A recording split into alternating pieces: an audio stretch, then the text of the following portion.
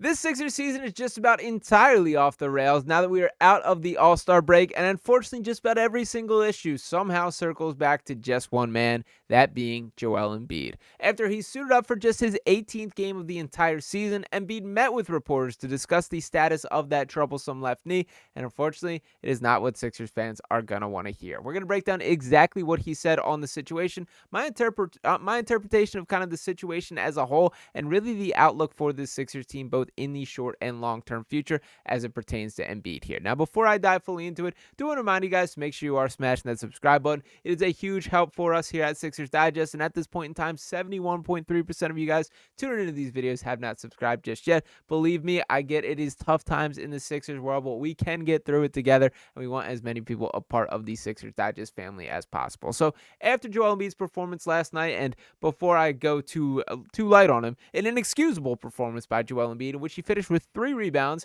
as a 7-foot center in the year of 2025, a dude with 0 rebounds in the second half in a game in which they were straight up embarrassed by the Boston Celtics. He was asked, how much is that knee bothering you? And what Joel Embiid had to say made me even more nervous here. And the exact quote here, shout out to Derek Barnard of PHLY Sports, who tweets out, quote, "The way I was playing a year ago, it's not the way I'm playing right now. It sucks, but I believe I probably need to fix the problem, and then I'll be back to that level. But it's hard to have trust when you're not yourself. It's tough. You know you can do so much more." Now, in theory, I hear you, Joel. It is clear the root of all of these issues, as far as his actual production, is the lack of trust or the lack of ability in that knee. And that's a problem. To dive into exactly what he's produced on the floor, we're talking about 24.3 points per game, 8.2 rebounds, 4.4 assists, shooting just 45% from the floor, 32.4% from 3 there. And while these are great numbers by your average NBA player standard, they're pretty far cry from what the expectations are for the MVP caliber Joel Embiid. And unfortunately, I don't see signs of that turning around. The lack of explosion of him being able, the trust in getting off the floor, jumping, dunking, these are things that seem foreign to Joel Embiid at this point in time. And it is clear that there is a lack of trust in that knee there. Just even some of the cuts, the way that he pushes off it, it does not look like he trusts it. And I don't know how you regain that. Now, it's clear that he has to be dealing with some sort of discomfort, some sort of pain, that knee is not 100%. There's no doubt about it. You watch the way he moves out there, particularly on the defensive end of the ball. It's just not the version of Joel Embiid that you expect. And when you factor in what is actually the success of the Sixers team, it all starts and ends with Joel Embiid. Bringing in Paul George, the growth of Tyrese Maxey, guys like Jared McCain, adding pieces like Quentin Grimes. These are all built around Joel Embiid, that he is the foundational building block of the Sixers organization. And if that is a faulty foundation, this organization is in some trouble, and that is how things are shaping up. Now, I honestly, my real reaction here, hearing Joel Embiid talk about this, my real, honest feeling is just sadness, man. What this sounds like to me is a guy who isn't confident that he can ever get it back, that he's adjusting to his new normal, that he may never feel the way he once felt, that he may not have this superhuman-like ability to fly through the air, cut down the lane, be more agile on the court at 7 feet tall, in which he did at a point in time. And that's super frustrating as a human being, as an athlete, to be able to do these things so easily in the past that are impossible to you at this current point. That is some real mental gymnastics that he's working through, and that is really hard on a guy. Now, with all that being said, that does not excuse some of these situations that we have seen on the floor. And by the way, it does not help when one of your running mates is dealing with some similar stuff. And while I don't think these are as chronic of an issues for Paul George, we've got an update on him as well, as it was reported just prior to the All-Star break that he's receiving injections to continue to stay on the floor. And he was asked about that by Keith Pompey following the game, and Paul George said, quote, "I'm hanging in there. I'm giving this team everything I have. The report is true. I am taking some sort of medicines to kind of, I guess, play through pain. But yeah, I'm going to try and give everything I got." And while I respect this from Paul George, that you're trying, you're out there, you're competing, the results are still the results, man. At this point in the game, to take a peek at the standings, this Sixers team continues to sit in 11th place in the Eastern Conference, and the Chicago Bulls are trying to hand them a playing opportunity. It is on a silver platter. Chicago traded away Zach LaVine at the deadline, have lost 5 straight games, and the Sixers just continue to keep losing, not want a chance at it. Now, they will be back in action against the Brooklyn Nets at the point in time in which this is dropped tonight. We will see if that is a victory there. As you can kind of see in the standings, the exact same record leading into this game. So this is a big matchup as it pertains to whether getting into that play-in tournament or you do want to join those tankathon odds. And to kind of reflect on that, as things currently are, the Sixers holding a 37.2% chance for a top 4 pick, a 9% chance at the number 1 overall pick. And my kind of outlook on this, I know we've had a lot of the discussions for tanking, for do you go for it? My biggest concern on pushing back on the tanking plan continues to be my perception would be drastically different if it was not for that top 6 pick. If it was not protected in that way that you have to be within those top 6. And again, when looking at these standings once again, I just don't see a world in which they're going to be worse than teams like the Washington Wizards, the Pelicans, the Jazz, the Hornets. You see who is below them there, particularly the real bottom tier like the Wizards there. There's just not a world in a team with Tyrese Maxey, with some competent NBA players, that they're going to be that bad. But that's also part of the problem with this Sixers team, and that goes on everybody. For Nick Nurse specifically, you got to wear this on your chin as well, but it does circle back to Joel Embiid.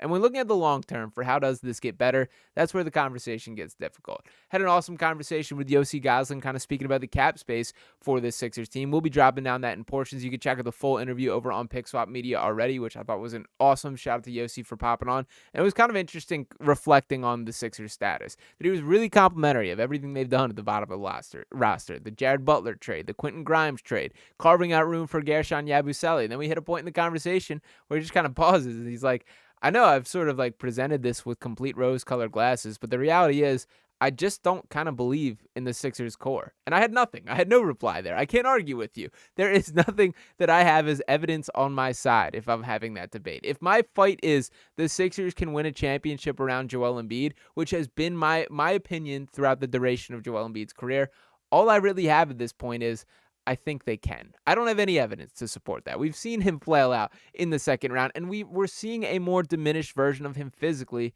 than ever before. And for a guy on the north side of 30 with chronic knee issues that continue to get worse, it is tough to talk yourself into that reality looking any more likely moving forward. And for Joel Embiid specifically, I appreciate what he's trying to do. I think this is more of him talking himself into it than any sort of reality.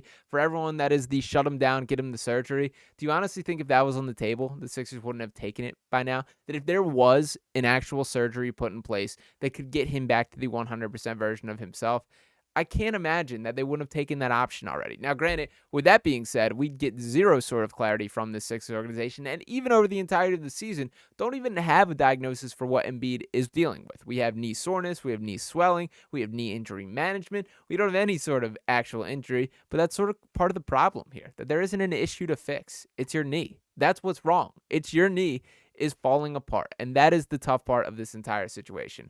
I don't see a world in which you can just move on from Joel Embiid and kind of, progress from there. In theory, can you? Will there be a team that will be willing to sign up for that amount of money? I believe over $250 million that he's still due through the 2028 season, that he's got at least this season and 4 more years after that he will be on the books for. That is a lot of money that any team is going to be signed up for. I think they can do that. I think you could offload it if you want to that badly, but you're probably not getting the return that you desire. You're not getting a Rudy Gobert package. You're not getting a Mikal Bridges package. You're not getting a Karl Anthony Towns package for a guy like Joel Embiid, because guess what?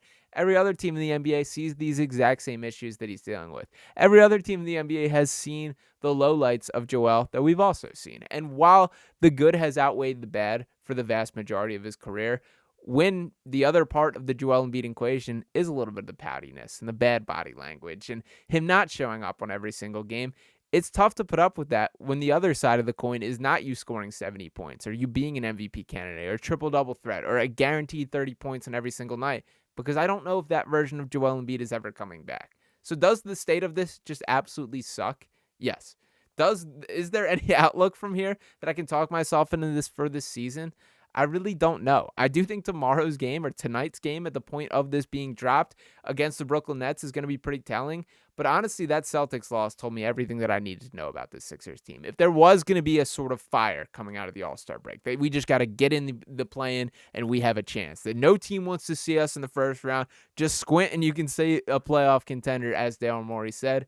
Well, you got to show me something, and they have it. And that Celtics loss for a couple reasons. Number one, just the lack of effort. The lack of commitment on the defensive end was embarrassing, was a slap in the face, I felt, to Sixers fans. And beyond that, you just see the clear gap on the Boston Celtics, who are championship winners, who are contenders this season. And then you see the gap in between what this current Sixers team has. There's a lot of harrowing realizations that are being shoved down our throat from the Sixers organization right now. There is nothing that we can do except buckle up and let us take the blows. It feels like you're kind of backed against the corner and people are just letting loose on the face right now. You just got to take it and move on and hope to bounce back. But that is the state of the Sixers season, and there is still some positive moving forward. That there will be the return of Jared McCain next season. There are other young pieces moving up. That Quentin Grimes will be resigned. Gershon Yabusele will be back. That there are areas of positivity, but there does need to be some massive turnover. And bottom line is this season continues on. That as much as each and every one of us, I'm sure Daryl, Morey, Joel Embiid included, would love to hit that sim to next season button. That does not exist in the NBA, and you got to play the games for the reason. So for Joel Embiid specifically, I think this is going to be a tougher mental hurdle than anything physical to this point, and I don't know if that physical hurdle is enough to clear. So pretty telling in that statement there. I do hope he's in an okay spot, that he can find a way to fight through this. I again, from an athlete perspective, I think this is probably harder on him mentally than it is physically, for just physically not being able to do the things that he's so accustomed to doing. But the reality is, we see the version of him on the floor, and we see how impactful that is when he's at his best, and we see the version of him that is in front of us right now. If he can return to this, all plans are back on and this Sixers organization is back in business, but I just don't see any sort of legitimacy that can be the case at this point in the game. Let me know if you guys see it differently in the comments or your thoughts on the overall situation. Once again, do appreciate each and every one of you guys tuning into this video. As I mentioned, we got to get through this together as a Sixers Digest family, as there are some dark days right now. So make sure you smash that subscribe button if you have not already. Once again, just 28.7% of you guys tuning in the videos have subscribed thus far. So make sure you're hitting that button. Drop a like on this video. Your thoughts below. I'll be back talking to you next time right here on Sixers Digest. Peace.